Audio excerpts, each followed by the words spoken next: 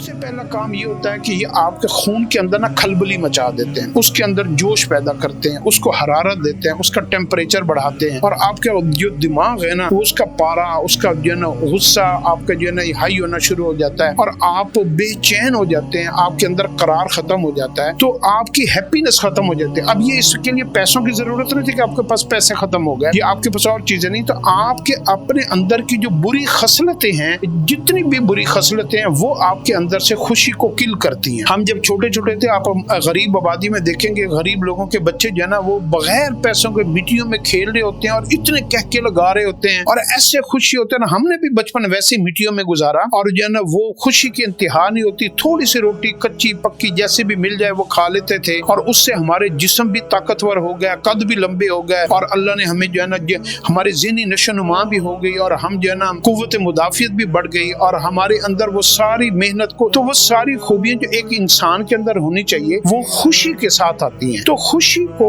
आप किसके साथ आप जोड़ें? खुशी को आप जोड़ें आप अपने रब के साथ ताल्लुकात को बहाल करने के लिए। अब आ गया गम। गम क्या चीज है? गम जो है ना वो आपकी जब खुशी आपसे छिन जाती है ना, आपको एक बीमारी लग जाती है। बीमारी का इलाज क्या होता है? वो इलाज होता है आपका गम। अल्लाह आपको गम में मुब्तला करते हैं, अल्लाह आपको अंदर से तोड़ते हैं, अल्लाह आपको जो है ना वो बेचे। तो जब आपको गम लगता है ना तो अल्लाह आपको अपनी तरफ मुतवज्जे कर लेते हैं, क्योंकि आपने अपने अल्लाह के साथ सुलह करनी है ना। तो जब आप अल्लाह से सुलह करते हैं तो आपको सुलह किस सूरत में होती है? जब आपको कोई ना कोई गम लगे। जब आपके पास खुशियां होगी ना तो आप अल्लाह से कभी भी सुलह नहीं कर सकते। आपको अल्लाह की उस वक्त जरूरत ही नहीं है। आपका अल्लाह के साथ कोई ताल्लुकात जो है ना आप बहाल करने के चक्कर में ही नहीं है। जब आपके गम बढ़ेंगे, औलिया अल्लाह का सबसे ज्यादा अपनी दुआओं में क्या कहते थे? वो लोगों को क्या कहते थे? कहते थे कि मेरी सबसे बड़ी जायदाद, मिरास और मेरी सबसे जो है ना जो बड़ी ताकत है वो मेरे गम है।